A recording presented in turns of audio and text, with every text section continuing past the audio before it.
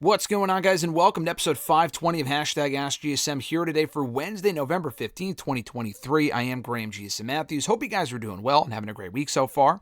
Today's actually my brother's birthday, so happy birthday to him. My younger brother, that is. He actually has appeared here on the channel before, many moons ago. You can find the videos here on the channel. They're not private or anything, so from a long time ago, if you can find them. But anyway, if you want to send in a question to the show here to #AskGSM, you can do so by tweeting me on the Twitter machine at WrestleRant with the #AskGSM. Find me on Facebook as well, facebook.com/Graham.GSM.Matthews. Drop a comment on the post that I usually put up on Tuesday nights, even if it's a little bit late, if not on the wall itself. And last but certainly not least, drop your question down below in the comment section on this very video. I'll include your question in next week's edition. Let's get right into it here. Central Man Network, their first question from YouTube. Thoughts on Athena and Ring of Honor? I like the interview segments between her, Billy Starks, and Lexi Nair, that is. I think they're funny and entertaining. The segments backstage, I don't really care too much about, like the minion and training thing. Lexi Nair doesn't really do much for me personally. She has shown more personality, though. I will give her that. She has improved as a backstage interviewer. The overall storyline they're doing with Billy and Athena, I think, has been very good. Billy's improved. From when the storyline first started, she's only, I think, 18, actually. So her acting and wrestling in general can be very questionable. Was not the best, because like Athena would be yelling at her and she would be like laughing. It was kind of goofy. But she's gotten better with that. She's gotten better with like the facial expressions and the acting, so to speak, and whatever. The matches have been good. She's kind of the mentor, with Billy Starks being her protege right now, and Lexi's like kind of added into the angle because they were already interacting with her anyway, was Athena, so they kind of incorporated her into the storyline as a friend of the two of them. I like the story they've been doing, though. Listen, it's the sole highlight of Ring of Honor television right now. Not to say that the feud, or rather the show, has no feuds or storylines, but the show is an absolute chore to watch. I have seen worse wrestling shows in my 15 years of fandom of watching wrestling. The shows aren't awful, but they're just completely fucking pointless. I feel like I watch Ring of Honor from week to week, and it's the same show week after week. It's wash, rinse, and repeat with Ring of Honor every single week.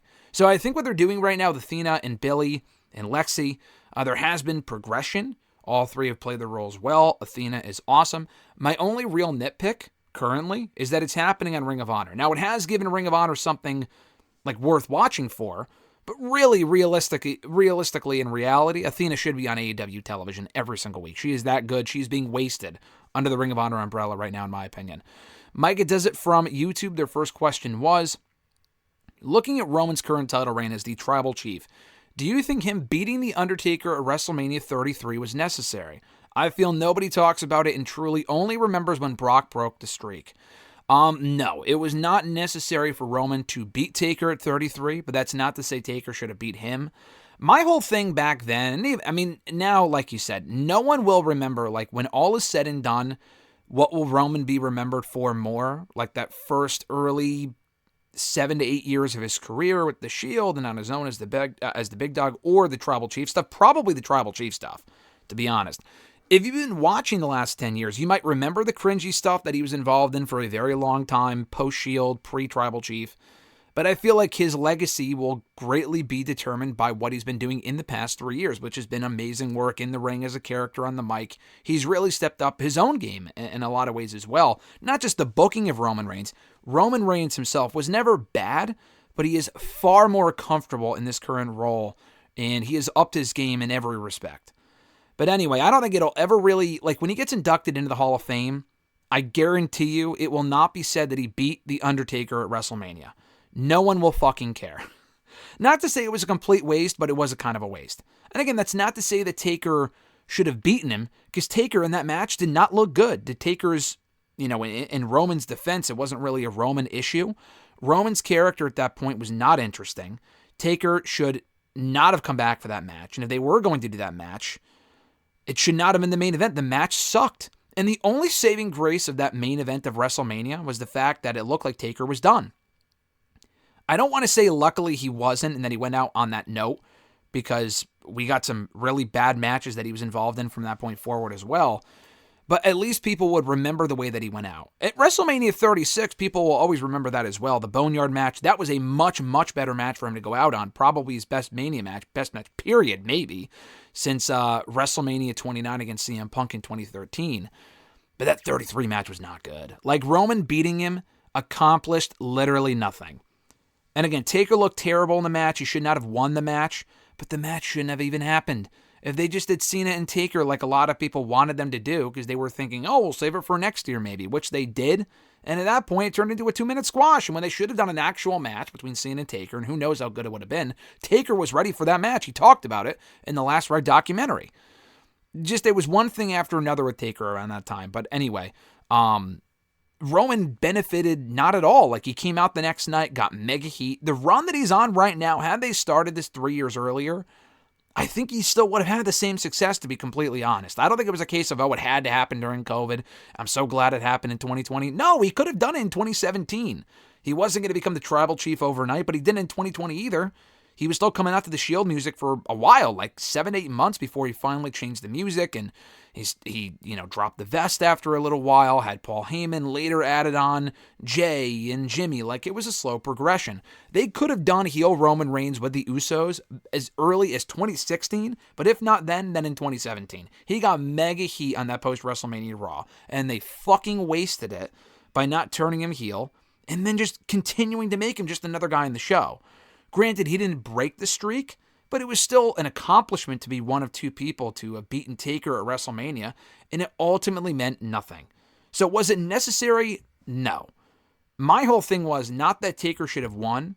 I just thought it was dumb that Taker, on his record, like, he'll have 2 losses. He should have just lost once. Brock can be the only person who ever says, I beat Taker at WrestleMania. So did Roman Reigns, but no one will remember that because the match was awful, and it's not like it was he retired Taker. He didn't. Taker came back less than a year later. Anyway, his next question. There's been a ton of reboot movies, including multiple Spider-Man, Superman, and Batman movies. My question to you is, should they do a reboot of Iron Man? No. And I think they will, but not anytime soon. I know it's been 15 years, and listen, in 15 years, we got how many Spider-Man movies? How many? Probably what? Almost 10? We've gotten 4 different iterations of Spider-Man in like 10 years, which is fucking crazy. But all of them had their own strengths. Like, they went from Tobey Maguire with 3 movies with him, 2 with Andrew Garfield, soon to be 4 with Tom Holland, but at least 3, and that's not including all the Avengers stuff, but they transitioned to Tom Holland. So they went from Tobey to Andrew to Tom in a 10-year span. Because Tobey's last movie was 2007, Andrew's first was 2012, that's 5 years later, and then Tom's first was 2016. So within 9 years, they've had 3 different Spider-Man. And I say the 4th because that was the animated version. I'm sure they had other ones, obviously, as well, like TV shows and shit. I'm talking about, like, major motion pictures. The 4th one being the Miles Morales version in Into the Spider-Verse, which was an amazing movie. So I'm not complaining about these movies being made, but my issue back then was, why the fuck are they continuing to reboot Spider-Man? Like, the movies are good, and I like the Tobey Maguire ones. I think the 3rd one was easily the weakest. That kind of goes without saying. But, like, why? Like, if that happened today... And the biggest thing back then was that we didn't have an MCU. We do now. So to kind of recast people, which is the rumor that they might bring these characters back, but with new people, not pretending it's the same person, but like start from scratch. That first Iron Man movie, though, in my opinion, is better than any of those Spider-Man movies. That might be a hot take, but better than the Tobey Maguire ones, or... Like, I don't know. I think when I like the Tobey Maguire movies, 1 and 2 specifically. The 3rd one is what it is. When they made the Tom Holland one, I was thinking, why the fuck are they recasting again? I didn't see the Andrew Garfield ones. I am thinking, why the fuck are they recasting again? But he was such a different Peter Parker and a different Spider-Man that it wasn't trying to recycle the success of that original trilogy. In Iron Man, it would have to be a completely different actor. I mean, there's so many similarities between Robert Downey Jr. and Tony Stark that he's such a perfect fit for the role. I can't imagine anyone else ever playing Iron Man. We will get to a point where that's the case. I just feel like even 15 years later, we just saw him a couple years ago in Endgame, they'll bring him back as Iron Man before they recast him. They will recast him at some point. I just would not do that anytime soon, in my own personal opinion. They will eventually, I'm sure, because everything kind of goes around the cycle and they reboot shit every couple of years, but hopefully not anytime soon. His next question, if Cody Rhodes turned heel and started a heel faction called the Nightmare Family, which, get QT Marshall the fuck out of there, and Brandy Rhodes, please. Because they did that in AEW. You're saying like that's a new thing. They did that in AEW. It wasn't a heel faction, but they had the Nightmare Family with like Nick Camarado and QT Marshall and all those other guys. Anyway, he said, who on the main roster would you put to surround around Cody Rhodes? That's a good question. I do think Cody Rhodes as a heel is awesome. And he's an amazing babyface right now, in my opinion, so I wouldn't turn him anytime soon. I don't think they will turn him anytime soon. I think it'd be dumb if they turn him anytime soon. But when the day comes, and who knows what the roster looks like, honestly, looking at the current roster from Raw and SmackDown, you said the main roster, very few names come to mind. Like, only 2 names, and one's a male, one's a female. One would be LA Knight. I know Cody and Knight had one singles match earlier this year on Raw. I remember it because I was there for it in Providence. With RJ and his father and Alexis. And they had a good match. I think they'd have great chemistry as stablemates. Kind of like when I think of the Nightmare Family with Cody Rhodes as the leader, I think more of what AEW did with, not Fortune, that's TNA, but basically the same thing with the Pinnacle. Kind of like their equivalent of the Pinnacle, which I thought Cody Rhodes would have been a perfect fit for once upon a time, but it just didn't really work out. Either that or... I mentioned Fortune. It certainly would not be, because he's been like, I would say he's not really a leader faction type guy. Like, I wouldn't put Orton in there. Orton is not a follower. I mean, I know he was in the Authority and Evolution, but those were different points in his career, and he was kind of like the face of the Authority with Triple H backing him up. That was a different story. I would not put Orton in there. With Cody, though, he has led a faction in Bullet Club. I know Kenny Omega was the real leader. That was the whole story back in 2018. Who was the real leader of the Bullet Club? And that worked, but you don't have the Bucks. So I'm going to include people that are not in AEW or not in WWE. I'm going to include people that are from all around. I'm going to tweak your question because my original answer was I don't know. But I try to get creative here with people that I think would be good fits for a Cody Rhodes faction. All right. And it would not be Bullet Club 2.0. It would be LA Knight to pick someone from the current roster. The female would be, and she shouldn't be in a faction, but she's a Cody Rhodes girl, so to speak, so I feel like she'd make sense. Jade Cargill. Jade Cargill, I feel like, would be perfect in a faction like that. And then the other 3 names, you might laugh, but Matt Cardona, just because he's a big Cody Rhodes guy. Cody Rhodes and him have always been close. And I'm not talking Zack Ryder Matt Cardona. I'm talking Matt Cardona, like the indie god, maybe wearing a suit, not doing dumb deathmatch bullshit. I'm talking like WWE-ized Matt Cardona, which people might not like, but the deathmatch shit can only go on for so long anyway. So kind of like what we got from him in Impact when he was a heel, but not doing like deathmatch shit. If that makes sense. So Matt Cardona, Jade Cargill, LA Knight, Braun Breaker, because he's also a second-generation star. Maybe his father knew Cody's father. There's that connection there. And then Wardlow. I think Cody and Wardlow would be a perfect fit. Like Wardlow was with MJF for so long, putting Wardlow with Cody. I do think Wardlow's coming to WWE at some point. Maybe by the time that Cody turns heel, he'll be there. And he can be his new manager, like kind of like they had the history with MJF and AEW. Christopher L. from Facebook, their first question was, what are the strengths and weaknesses of each of these 4 top bookers in the business? Triple H, Shawn Michaels, Tony Khan, and Scott D'Amore. I honestly think Triple H, Shawn, and Scott D'Amore are all very much alike, and everyone has their own style of booking. I am more of the fan of their style of booking where you systematically, book stuff out. If you have a tag team feud, it can be very formulaic. I'm just kind of OCD-ish like that, but it's formulaic, not always the most exciting. I think you kind of have to merge the 2 booking styles to make it more TV-ized, if that makes sense, to make it more exciting and worth tuning into from week to week. Because when you have a standard show like what we got with Raw this week, which I thought was solid, but it wasn't overly eventful. If you didn't tune in, you didn't miss anything.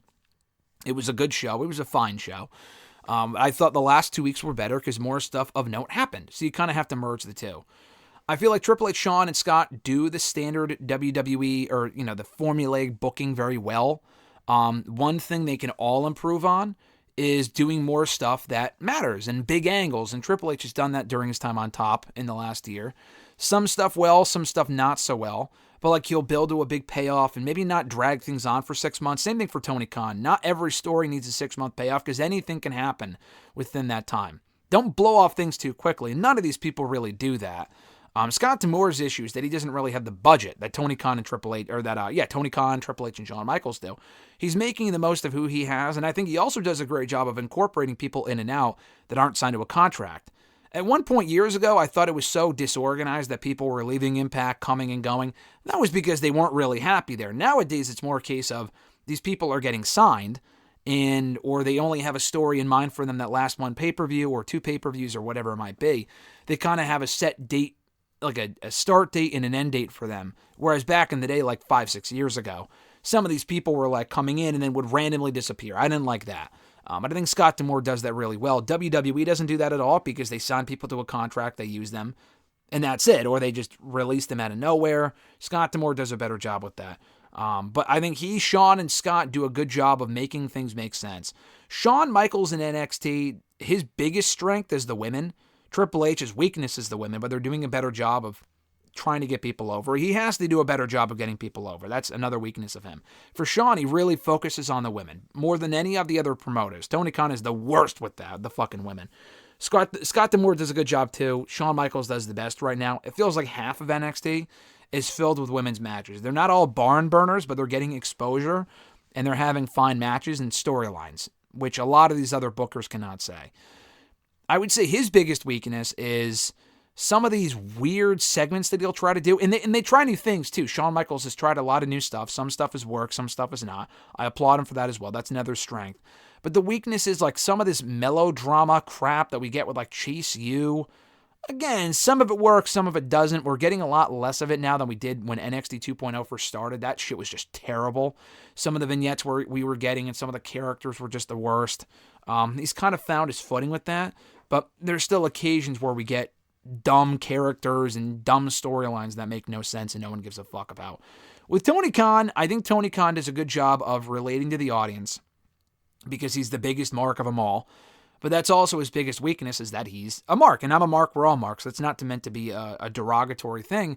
You got to put on your business pants at some point. And he does, and not to say that he never does.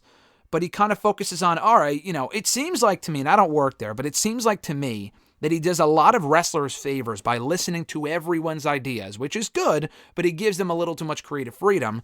And then when something works and they keep doing it because they see the reaction online, they just keep doing it. It gets fucking annoying and they drive shit into the ground. WWE does that from time to time, but definitely Tony Khan. Like, he gives some of these people way too much creative freedom. And he's got to say, listen, this shit ain't working, we got to move on. He's done that with some stuff. It seems like the Nightmare Factory, that old dumb Brandy Rhodes faction from a few years ago. That was like a millennium ago at this point. But, he's done it on occasion, it seems like. But there's also a lot of times where you got to think to yourself, before you do this storyline or make this announcement or whatever it might be, you got to think about the reaction. And for a guy that is so in tune with the fans, or you would think, he's very tone deaf a lot of the time, or at least recently.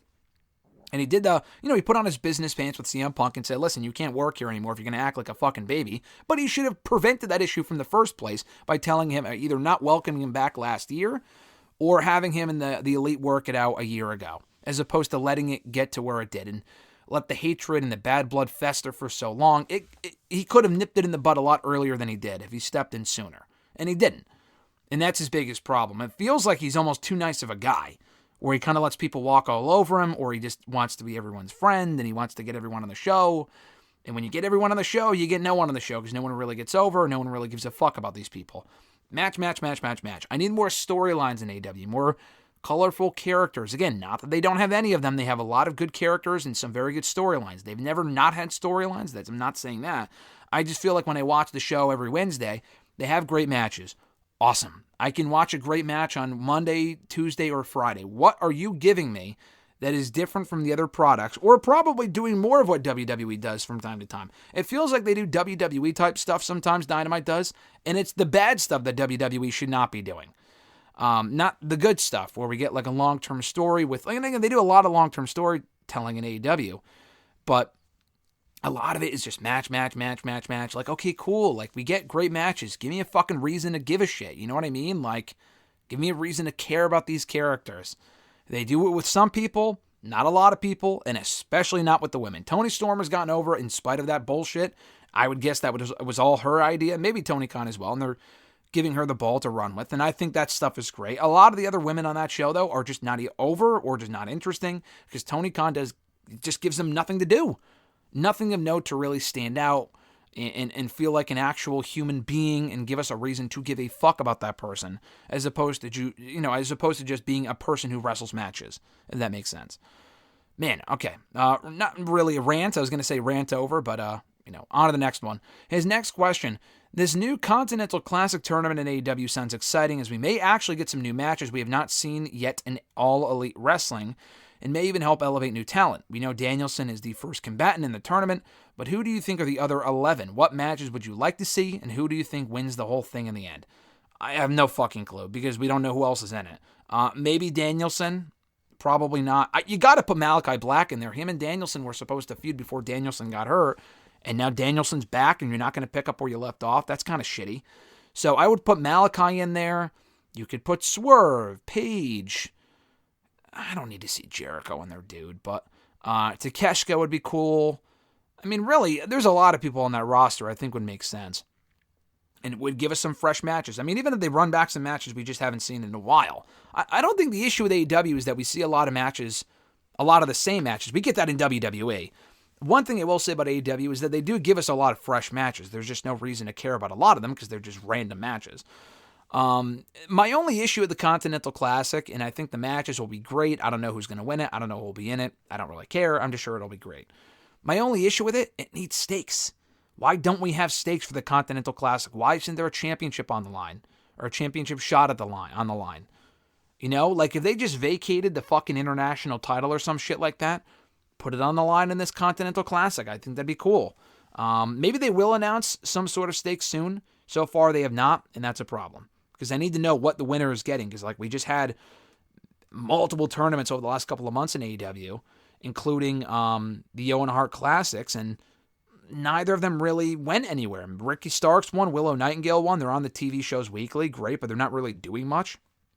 Willow hasn't, she's gotten, 5 or 6 title shots, has lost every single one, and Ricky Starks is one half of the tag team champions. Okay, cool, who cares? He should be a singles champion, that's my problem. His next question, NXT has been around for 10 years and has still gone strong despite some rebrandings and down periods in business. What are your favorite NXT men's and women's matches of all time, and who do you think is the biggest male and female star NXT has ever had? I think the answer to that last part of the question is pretty simple. You got to go Rollins, the inaugural NXT champion. Roman Reigns, because he did appear on NXT before going to the main roster. Roman Reigns, if we're counting him, if we're not counting Roman Reigns, and I'm not really sure why you wouldn't, because he did go through that system, albeit for not very long, it would be Rollins, so either one or the other. For the women, it would have to be Charlotte. I know you can say Asuka. Asuka already had a lot of success before coming to NXT, and Asuka had an amazing run in NXT, and she's had a lot of success in the main roster. But I think WWE will always have Charlotte be. They will always consider her to be one of the greatest of all time. She will go down as one of the greatest women's wrestlers in that company's history, no doubt. Whether you like her or not, she will definitely be involved in that conversation, and rightfully so. I would probably go Charlotte because they built her from the ground up. And she's also had more success than Asuka. Asuka's had a lot of accomplishments, but she's never really been the guy or the girl or whatever. Charlotte has been a lot to her detriment. But I would probably go Charlotte. As far as the best NXT men's and women's matches, there's so many. I would go from that prime period of 2015 through 2018 or 19 would be when those matches would have taken place. Best women's match, I think, would have to be Sasha and Bayley from TakeOver Brooklyn. I was there for it, I'm biased, but there's been so many amazing women's matches in that company's history, in the brand's history, including even in recent years. I would have to go with that one, though. I think that would have to be, that really broke the barrier for what women's wrestling was and is today in that company and in a lot of companies. Just an amazing piece of business. It was the payoff to a long story. It was an amazing match. They went on to have more amazing matches in the years that followed, and they kind of made two new stars with that match. It would have to be that one. With the men, you can say Andrade and Johnny Gargano from TakeOver Philly, another match I was there for. My pick ultimately would be another match I was there for. I'm biased again, I know. Johnny and Adam Cole from TakeOver Brooklyn, 4 or New York or whatever it was over Mania weekend in 2019 for the NXT Championship. And that was a match with no story because, I mean, Johnny had a story, but it was supposed to be Johnny and Ciampa. Ciampa got hurt. They put Cole in there, and it didn't even matter. I thought the match was amazing. The rematch was awesome, too. You could see the rematch was even better. Either one was great. I mean, they're both tremendous. I'd probably go the Johnny Gargano match from the first one with Johnny and Cole from TakeOver New York in April 2019.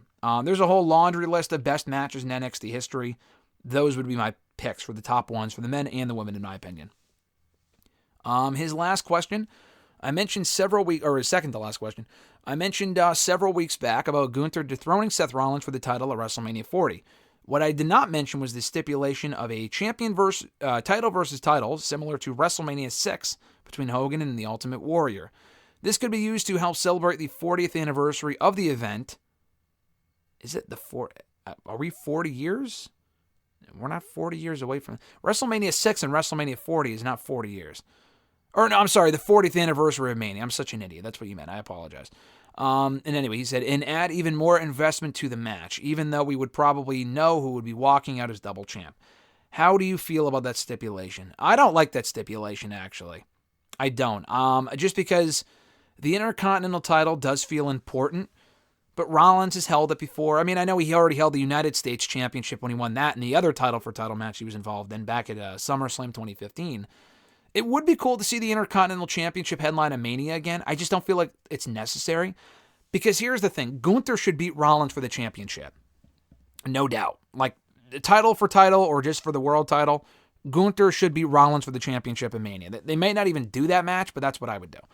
The problem then would become, if you were to do title versus title, Gunther would then subsequently vacate the Intercontinental Championship. I think that would be stupid. He's held it for so long that I think you have a real moment there with whoever beats him, a lot like with Roman Reigns, that just vacating it would be fucking ridiculous.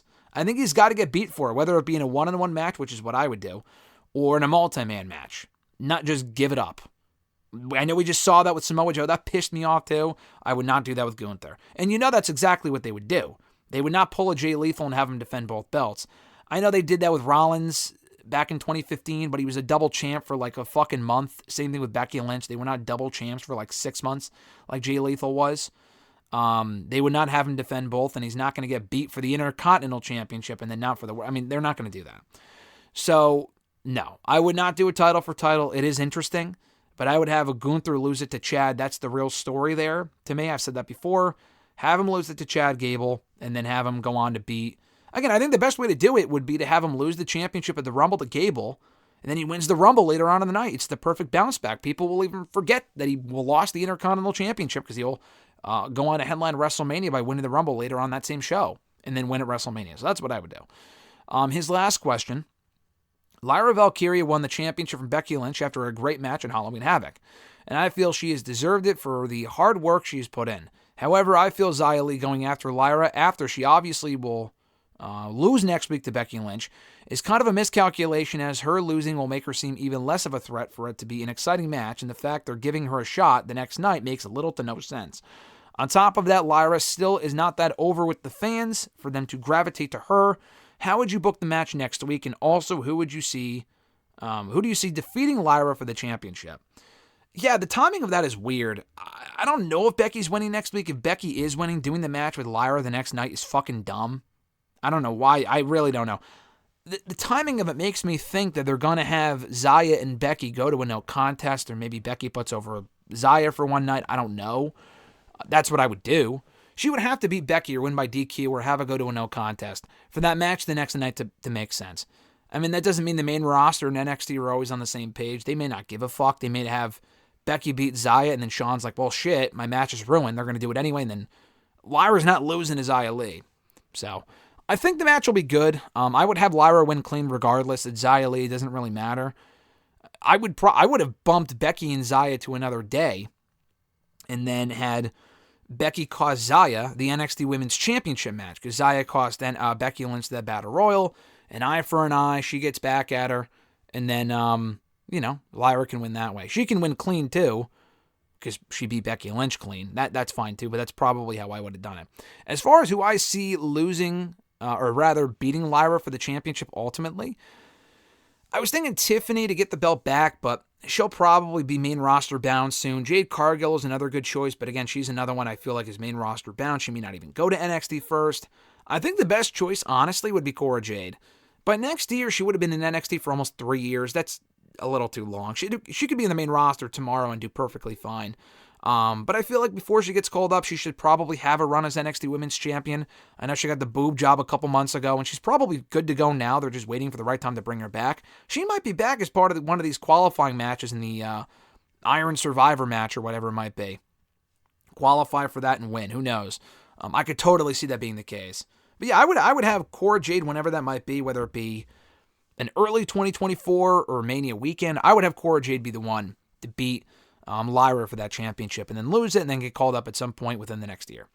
No L from Facebook thoughts on Drew McIntyre joining Judgment Day, and do you see him slowly earning the role of leader only to destroy the group from the inside? No to both. I don't think Drew's even in Judgment Day. I think he's just forming an alliance. I think that was made pretty clear with the handshake, that he made some sort of a deal with Rhea Ripley. They want you to think that he joined Judgment Day, but he's not. Judgment Day does not need Drew McIntyre. I think he's just an ally of them, and they want to have Drew join their team for War Games, and the babyface team will have to recruit someone. Cue Randy Orton. I don't think Drew is joining Judgment Day. I don't think he needs to join Judgment Day. I don't think he should join Judgment Day. So that's that. And even the idea of him joining to destroy the group from within, why the fuck would he care? Drew has had very little interaction with Judgment Day. If anyone was going to do that, it would be someone that already had an issue with Judgment Day, like Rollins or Cody or Sammy or Jay or Kevin. Drew, out of all of them, has had the least amount of interaction with the Judgment Day, so him doing that would make no sense. No L's second question. Since 2023 is almost over, what would you say who would you say rather, has had the best year in wrestling? I mean, you said what? I don't know if you mean what company. I'm going to assume you meant who. To me, Will Ospreay. I think Will Ospreay has had continued success across multiple promotions. Not only just the indies, but in 2023 alone, he has had match of the year candidates in AEW, New Japan, and Impact. That's pretty remarkable. And he's amazing, and he's boosted his stock to a point where he's bound to make a lot of fucking money, regardless of where he ends up in 2024. He's going to make a lot of money. So it's got to be Will Ospreay. Not only just the guy's scream star, but he's had a lot of amazing matches, but he's preparing himself and has primed himself and has put himself in prime position to make a lot of money in 2024, regardless of where he ends up in the new year. Next to him, I think Ilya Dragunov has had a great year. Gunther's had a great year. Seth Rollins. In AEW, MJF has had an amazing year as the world champion all year long. Toni Storm more recently, but she's kind of reinvented herself and done some good work. Cody Rhodes has had a great year. LA Knight has really risen from the ashes in a big way. I feel like a lot of people have had some really good years. Kevin and Sammy I've enjoyed their years as well. I feel like a lot of people in a lot of promotions have had some really, really good years. Alex Shelley in Impact is another one. He kind of rose up to World Championship glory, which is pretty cool.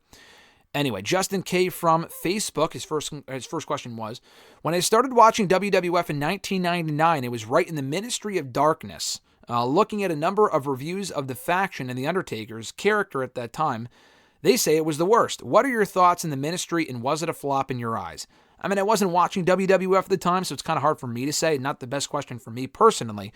But I will say, from having seen stuff that he did during that point, I actually liked Ministry Taker.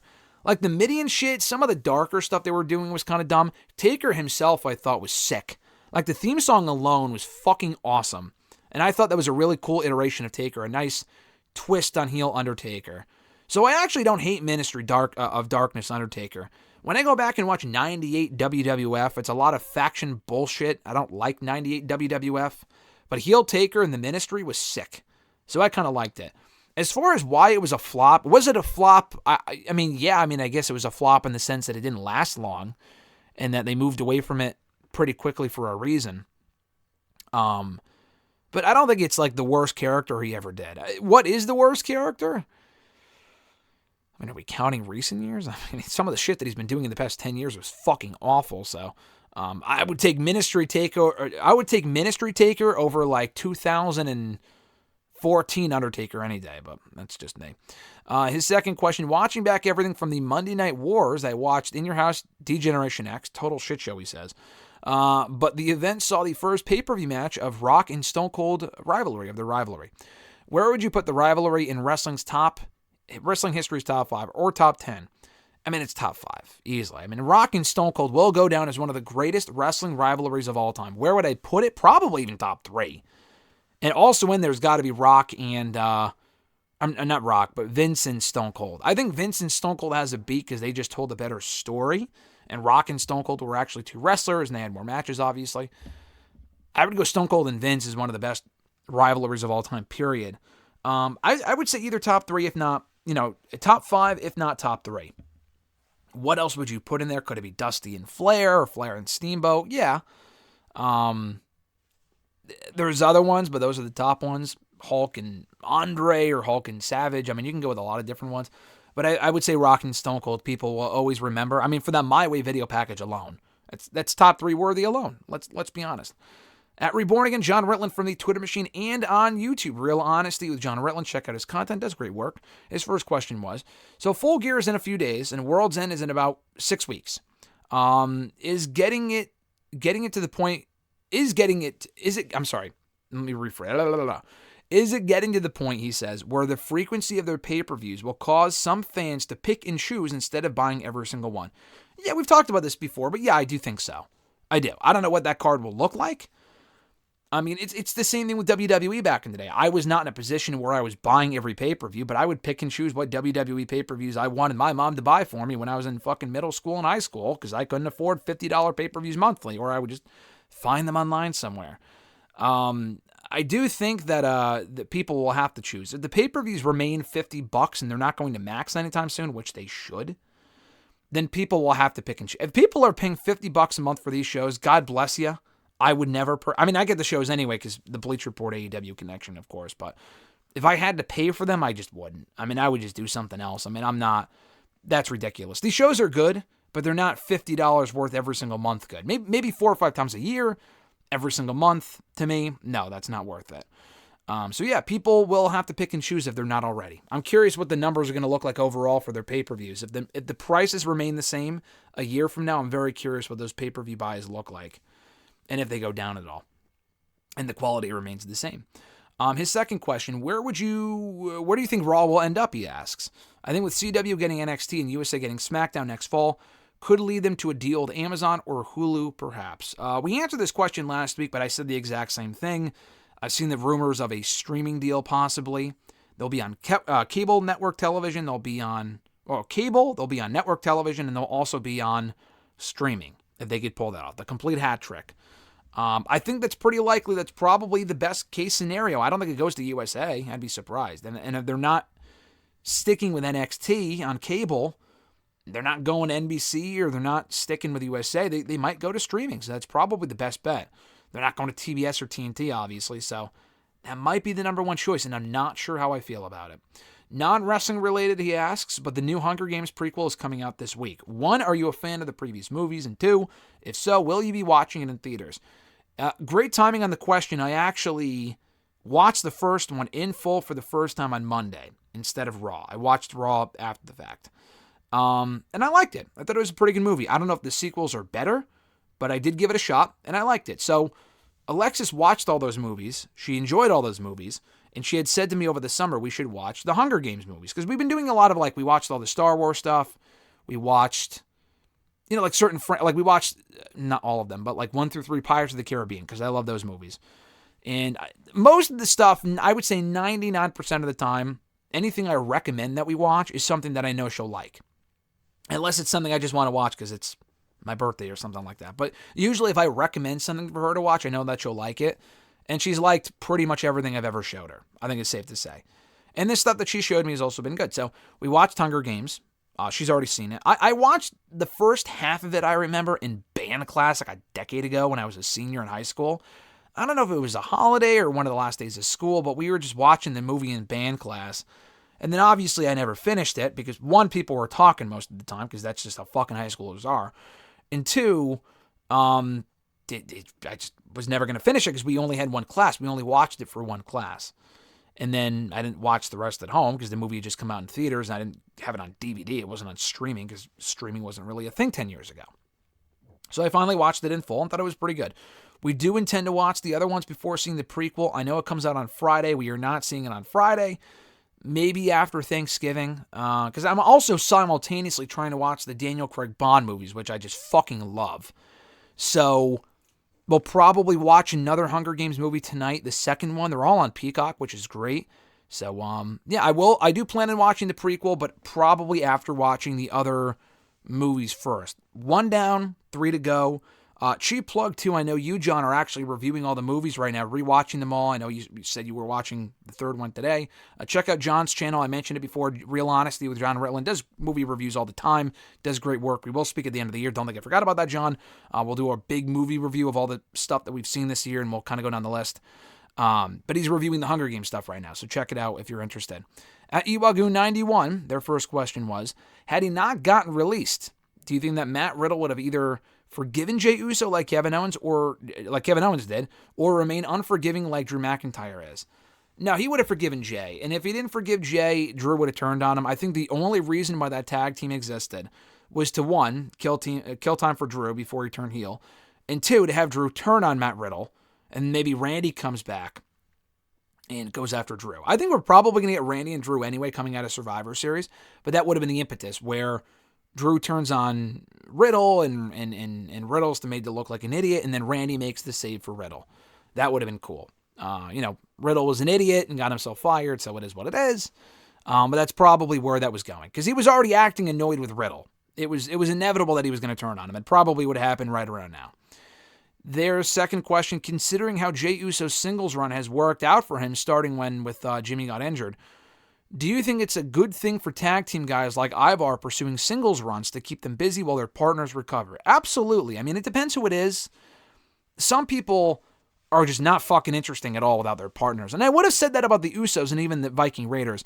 More so the Usos, because the Usos were never interesting on their own. Like when they would do singles matches and shit, they were always tag team guys to me. But then Jey really came into his own when Jimmy got hurt, like you said, in 2020. And he had Roman to play off of. That was really the key. With Ivar, it's a bit different because Ivar is an established singles guy. He's had success on his own before, not in WWE. But he's a former Northeast Wrestling champion. I've seen him do a lot of singles stuff before, and he's good. I'm glad he's getting a chance. And I wish they would do more of that more often, because typically when your partner goes away in WWE, you never fucking see that other guy again. Unless they get released, you will not see that guy again until the other guy is cleared. And that happened with Ivar. When Ivar got hurt, Eric was on the show still. I think he worked a couple main event matches. Beyond that, he was never on the fucking show.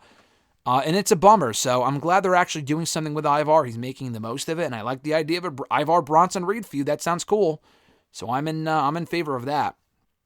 His last question. Your thoughts on Roman Reigns having only 11 matches this year?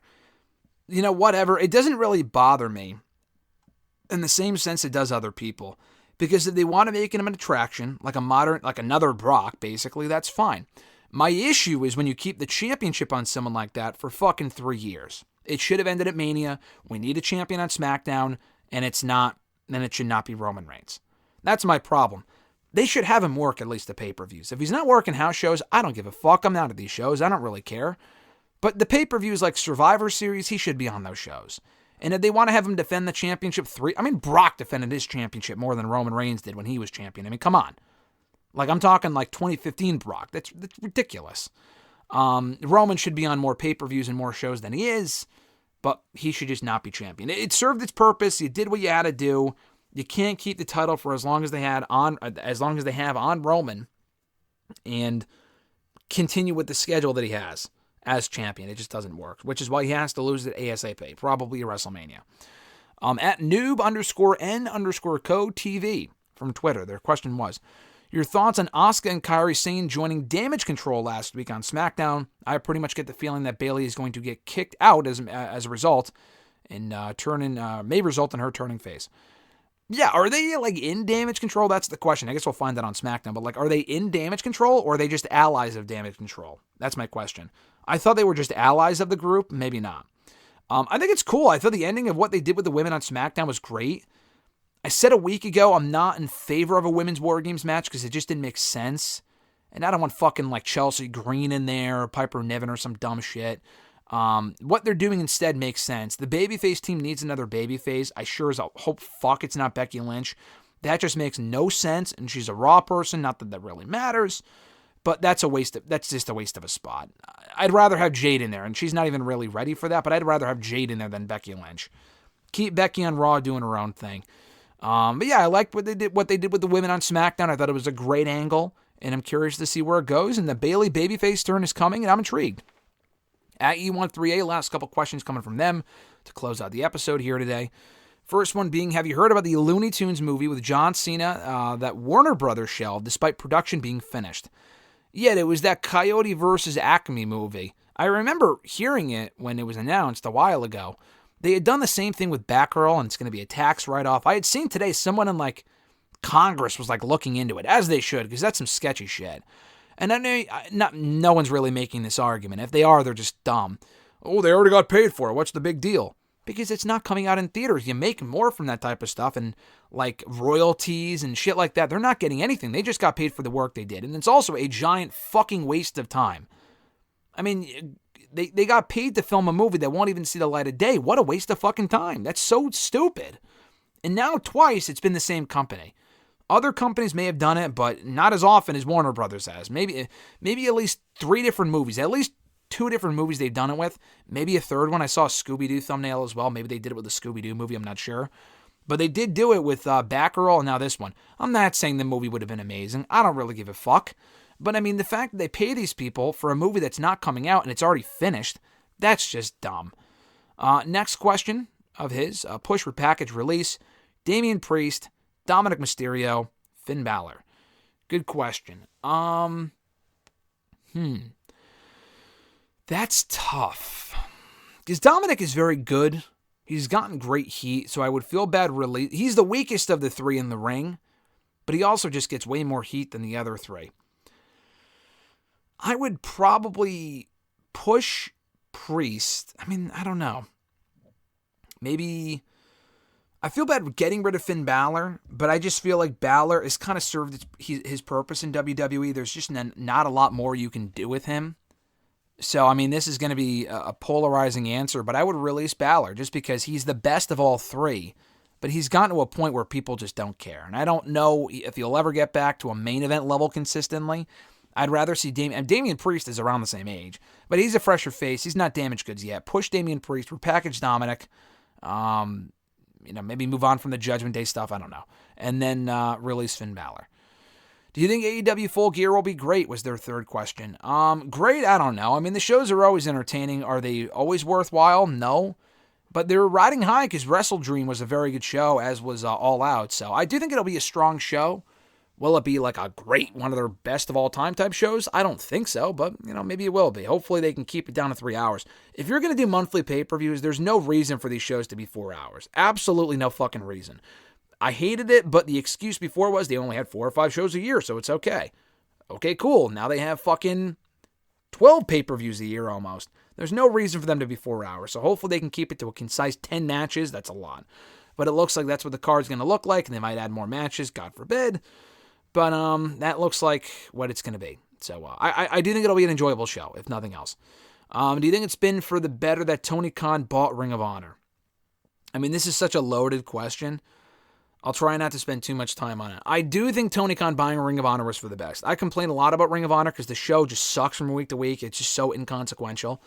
But you got to look at the alternative because I saw a lot of discourse on this in the past week or two. That Tony Khan has not known what to do with Ring of Honor. That is true. That's a fact. What's also a fact is if Tony Khan didn't buy the promotion, they would have either died and gone away forever, or WWE would have bought it just for the library, and it would not have You are a nutcase if you think that Ring of Honor would have been bought by WWE and that WWE would have kept it going under the Ring of Honor name. Absolutely not. They would have put it on Peacock, people would have forgotten about it, and that would have been it. If they even put it on Peacock to begin with. They probably just would have bought it, and that would have been it. To use for the footage for fucking video packages and stuff. No, I applaud Tony Khan for keeping it going. He's definitely keeping it going at a loss. There's no way Ring of Honor makes money for them at all. $10 on their service? Who pays for that shit? Who pays for Ring of Honor television at this point? They shouldn't have paid for it from the beginning, let alone at this point.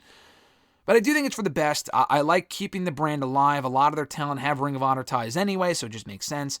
They just need to do a better job with it. Putting it all over AEW programming, no one cares. There's no storylines on Ring of Honor TV. There's basically dark on Thursday nights. It's Thursday night dark is what that show is. People have no incentive to give a fuck about Ring of Honor. But I'd rather have it be what it is now than what it would have been if they didn't buy it. So I will say that. He could do a better job with it, but I'd rather it be in the possession of Tony Khan than a forgotten tab on Peacock. And the last question, do you think Cody Rhodes will main event WrestleMania 40? Let me ask you, Emmanuel, is the sky blue today? Because the answer is obviously yes. I can't imagine. I know you linked to me the tweet of what he said about The Rock. I don't know why this is news to anyone. Why the fuck would they not have done Roman and Cody at WrestleMania? Strike or no strike, Cody is main eventing Mania. I think that was made pretty obvious when Roman and Cody went face-to-face on SmackDown a month ago. They didn't do that because they felt like it. They did it because they were planting the seeds for the Mania match. I think that was already obvious. I said that a year ago and no one really believed me. Oh, they're not going to do Cody again. No fucking shit they're doing Cody again. I don't like the fact they're doing it again. I'd rather Cody just would have won at WrestleMania this past year. But I think it's been pretty obvious for a long time that they were moving in that direction, especially as of a month ago. So, yes, Cody Rhodes, with 2 nights especially, I would be shocked if he does not main event WrestleMania 40. Unless he gets hurt, or Roman gets hurt, or he gets canceled or something, Cody Rhodes is at WrestleMania 40. I'm not going to guarantee that he wins it. I won't say that, because I think there's a real possibility, as there was this past year, and I said as much, that Roman will retain, and they want to keep the belt on Roman to break more records. As dumb as that sounds, I could see them doing that, really, because they might actually want to break another record, even if it's not the all-time record. Like, who cares? He's going to go from 3rd on the list to 2nd on the list. Who gives a shit? Just have him drop the championship already. I mean, seriously. But no, I do think Cody and Roman is absolutely main eventing WrestleMania, probably night 2, and night 1 will likely go to the women. And that's going to do it, guys, for #AskGSM here today. For what is today, November 15th, like I said, 2023, episode 520. Thank you so much for checking out the show per usual. I appreciate it. Be sure to like the video, drop a comment, subscribe to the channel, and never miss a new video every single day here on the channel, but also new #AskGSM videos every single Wednesday. If you want to send in a question to the show, you can do so by tweeting me on the Twitter machine at WrestleRant with #AskGSM. Find me on Facebook as well, facebook.com/Graham.GSM.Matthews. Drop a comment on the post I usually put up on Tuesday nights, if not on the wall itself. And last but certainly not least, drop your question down below on the comment section on this very video, and I'll include your question in next week's edition. Have an awesome one, guys. I'll catch you right back here, likely next Wednesday. I don't think the Thanksgiving holiday will affect anything. I'll probably still record it on Wednesday and have it up on Wednesday. But we got Thanksgiving next Thursday, so that's coming up quick. Have an awesome one, guys. I'm Graham GSM Matthews, and I'll catch your ass down the road.